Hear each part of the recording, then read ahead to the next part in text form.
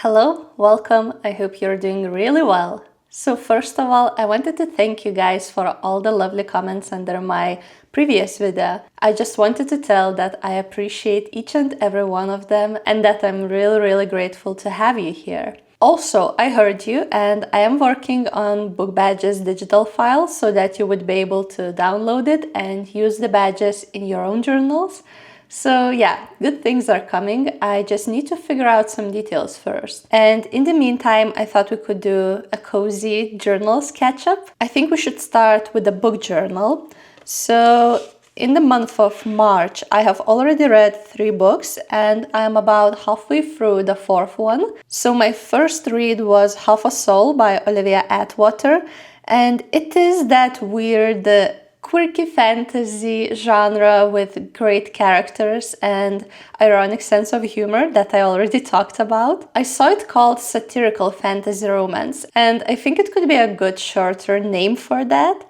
Anyway, I absolutely love this genre and I really enjoyed this book, as you can probably tell from the quotes and reactions. The story follows a girl who was robbed of half of her soul, and therefore she's barely able to feel any emotions, like not the strong ones, certainly. And the fact that the author managed to make a girl without emotions into such a likable character and also a better person than the majority of people with full souls is just impressive.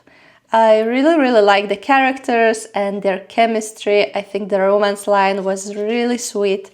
The only thing I was not a huge fan of was the climax. If you have read Emily Wilde's Encyclopedia of Fairies, this one feels very similar to that one. So if you liked the one in Emily Wilde, there's a good chance you will like this one too. But for me, I just honestly wanted more tension and higher stakes. I don't know, maybe I just like when authors torture me. But yeah, it felt too chill for me. So yeah, this book got 4 badges, which is a lot for me, and here's the mood board for the story. It is a series, and I think I will read the sequel.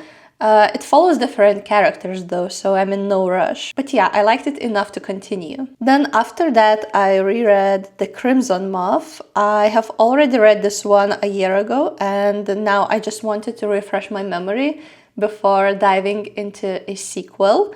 And just as I remember, this book has great tension and like very high stakes. It's a story about witch and witch hunter. And when it comes to witch hunters, they are not like wild raw guys stalking in the woods. In this world, they are like law enforcement, the officers. And yeah, I was on the edge of my seat the whole time I was reading this book, even though it was the second time and I already knew how everything will go and the plot twist at the end, but still I think it was done very well. The only thing I'm not a huge fan of in this book is romance. I don't know, I was just not feeling it. Something was just not there. So I was kind of hoping that the second book will be better in that area. But honestly, the second book was a bit of a disappointment for me. It had a very uneven pacing, so some parts of it dragged for eternity, and then other very important bits felt rushed. Yeah, I don't know, the book in general felt very long. I was still not feeling the romance, and another hope I had going into a sequel was that I would get to see the villain's point of view, like that she would almost explain why is she like that? Why is she evil? I really enjoy when we get to see their reasoning, like to the point where you're almost rooting for the villain. But yeah, that was not the case here. It felt like she's just evil because she's evil and because she's mad or something like that. I don't know. I was not rooting for her at all. And honestly, she was a less scary villain than the whole law system as it was in the first book. So yeah, this is the spread for the whole series, and I actually invented a whole new badge for it, which is good. It says biting my nails, and as I imagine it is like You know those cartoon characters when they're nervous and they're like biting their nails really quickly? That's what I imagine. And it is for that great tension and high stakes. I know it's an unpopular opinion, but I actually like the first book a little bit better than the second one. And here's the mood board for the series, which I actually really like how it turned out. And then finally we have my current read, which is Thrown in the Dark. So lately I had very bad luck with the new and shiny book talk romantasy releases. I feel like a lot of those very popular romantasy books just follow very cliche tropes without adding any imagination, and I'm not even talking about character development. So yeah, after several very disappointing reads, I decided to look for recommendations elsewhere, and currently I'm finding my books on Reddit. That's actually where I found Rain and Ruin, which was my book of the year in 2024. I also found The Tainted Cup on Reddit, which I really enjoyed. And now I decided to try Thrown in the Dark. It is again that satirical fantasy romance genre that I love, and people on Reddit said that it's an absolute hidden gem, so I was very excited to start this. The very first thing that I noticed though was that the language was very difficult. Like the author used a lot of fancy words and the sentences were very long and complex, so it took me some time to get into it. But after several chapters, when the main characters finally met, I was hooked. Like, it's so good. The story follows this demon lord on his dark quest as he accidentally gets magically chained to a simple, bubbly, cute human girl. And now he has to drag her with him to fulfill his destiny. It's definitely Grumpy versus Sunshine thing, and I think it's done really well. The girl who is like the sunshine in this dynamic is not stupid or annoying, which is great. And the grumpy demon lord is actually hilarious at times. Like, well, he's not thinking that, but when you're reading, you're like, oh my god, this poor guy.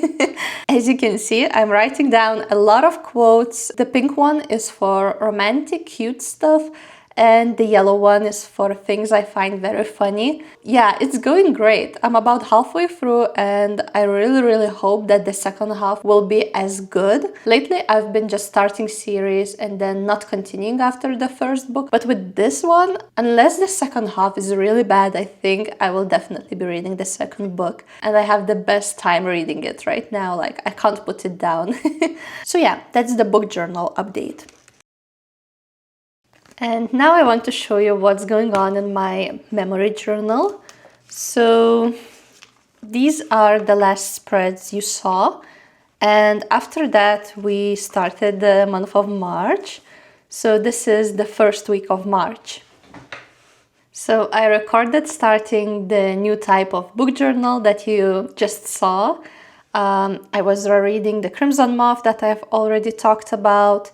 Here is one of my latest obsessions, seasonal color analysis. If you don't know what that is, it's like the system that divides people into different seasons according to their complexion and then suggests the colors that should complement them the best. And I was really curious to see what season will I be. At first, just from reading articles and looking at pictures, I thought I might be summer, but then I decided to use AI to get a more precise answer. And if you're curious how I did that, I took my picture in natural light without makeup, and I used a color picker in Canva to determine the hex codes of my hair, my eyes, and my skin. And then I asked AI in what season would a person with these hex codes would be sorted. And the answer was the soft autumn. And I'm really happy that it's this one because I like the soft autumns palette the most out of all types of autumn. So yeah, it was interesting. Then here I had my second appointment with the skincare specialist and she suggested this powder for me. It's Jane Iredale and I absolutely love it. I think it's the best one I used so far, only it's a bit expensive, so yeah. And here we were celebrating one of my friend's birthday. We had a brunch and the food was delicious and we just talked for hours. That always happens when we meet and I absolutely love these memories. So yeah, that was the first week of March. And then last week... Yeah, talking about obsessions. So I saw this TV show accidentally. I was watching these compilation videos on YouTube and this one came up. So it's a German Amazon TV show and it's kind of like Draco and Hermione fan fiction, but in a modern Gossip Girl type of world. At first I was a bit hesitant because I thought I'm definitely over high school topics and dramas. But then I started watching this and yeah, I binge watched that in 2 days and I regret nothing. I saw people on YouTube comment that they're like in their 40s or 50s and they like really enjoyed this TV show. So now I feel a bit better about myself. But yeah, I absolutely love the main actors. I think the chemistry between them was just incredible. And the way they act and the filming, like the shots, I really enjoyed this one. And luckily the second season is coming out later this year. So I know that I will be rewatching this and then diving into second season. And yeah. Then, as I've already mentioned, I was reading The Rebel Witch. I had several sick days. Then we had family lunch with Vince's parents. It's been a while since we last saw them, so we had a lot to catch up. And here I had a stationery purchase. I hope you enjoyed this informal, cozy catch-up with me. If you did, then definitely give this video a big thumbs up. That would be a huge help to my channel. And I will see you in my next video. Bye!